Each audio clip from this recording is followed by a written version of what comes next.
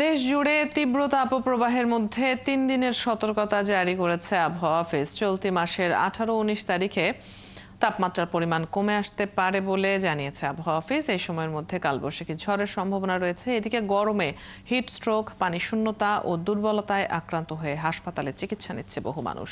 সুস্থ থাকতে বেশি করে পানি পান করার পরামর্শ দিয়েছে বিশেষজ্ঞরা। সহকর্মীদের তথ্য ও ছবিতে প্রতিবেদন। চুয়াডাঙ্গায় তীব্র তাপপ্রবাহে পড়ছে আম, পাট ও আগাম ফসলের মাঠ। প্রয়োজন ছাড়া কেউ ঘরের বাইরে বের হচ্ছে না। আগামীতে ঠিক কবে বৃষ্টি হতে পারে এমন সম্ভাবনার কথা জানাতে পারেনি আবহাওয়া অধিদপ্তর। স্বাভাবিক বৃষ্টির প্রত্যাশায় জেলার প্রাণীকুল ও জীববৈচিত্র্য। এই গরমে খুব কঠিন হয়ে যাচ্ছে, আর দিন ইনকাম করে খাতি পাচ্ছি না। গরমে গাড়ি চালানো যাচ্ছে না, অনেক তাপমাত্রা বেশি। কিছুদিন বিরতি দিয়ে আবারও তাপপ্রবাহ শুরু হয়েছে যশোরে।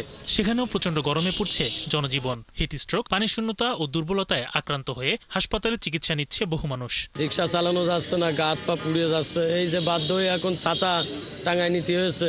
আমরা চাচ্ছি এবং মানুষ চাচ্ছে যে বৃষ্টি হলে মানুষ একটু শান্তি পাবে এবং সেই কামনা করছে।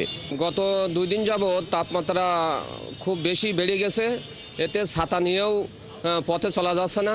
জামালপুরে রাতের তাপমাত্রা কিছুটা কম থাকলেও সকাল থেকে সন্ধ্যা পর্যন্ত থাকে অসহনীয় তাপমাত্রা। গরমে ঘরে ও বাইরে কোথাও স্বস্তি নেই। তাপমাত্রা বৃদ্ধি পাওয়ায় চরম বেকায়দায় পড়েছে খেটে খাওয়া মানুষ। রাত দিন বিদ্যুতের লোডশেডিংয়ে দুর্ভোগ বাড়ছে প্রতিনিয়ত। পর্যাপ্ত গরম, রোদের তাপ বেশি, তাও রোদের তাপে তাও কাজ করে খেতে হয়। রাত্রেবেলা কারেন্ট থাকে না, রাত্রে ঘুমাইতেও পারি না, আর দিনের বেলা যে তাপ আজ কয়েকটা দিন ধরে একই অবস্থা। ব্যবসা গরমে পিপাসায় কাতর ময়মনসিংহের পথচারী। একটু শান্তি পেতে প্রায় সবাই ছুটছেন শরবতের দোকানে। এখন গরমটা তো অত্যধিক, মাত্রার অতিরিক্ত। আমার তো আমার কষ্ট লাগলে তো শুকায় আমি কই খাইতে তো খাওয়া লাগবো। ব্যবসা গরমে সবচেয়ে বেশি ভোগান্তিতে পড়েছেন গাইবান্ধার কম আয়ের খেটে খাওয়া শ্রমজীবী মানুষ। গরমে নাকাল পটুয়াখালীর কলাপাড়ার জনজীবন। দিন যত যাচ্ছে তাপমাত্রা ততই বাড়ছে। এর মধ্যে জ্বর, ডায়রিয়া, নিউমোনিয়া সহ বিভিন্ন রোগে আক্রান্ত হচ্ছে মানুষ। রাঙামালির উপর দিয়ে বয়ে যাচ্ছে মৃদু তাপপ্রবাহ। এতে ব্যাহত হচ্ছে স্বাভাবিক জীবনযাত্রা। শরীফ আজাদ প্রীতম, ৭১।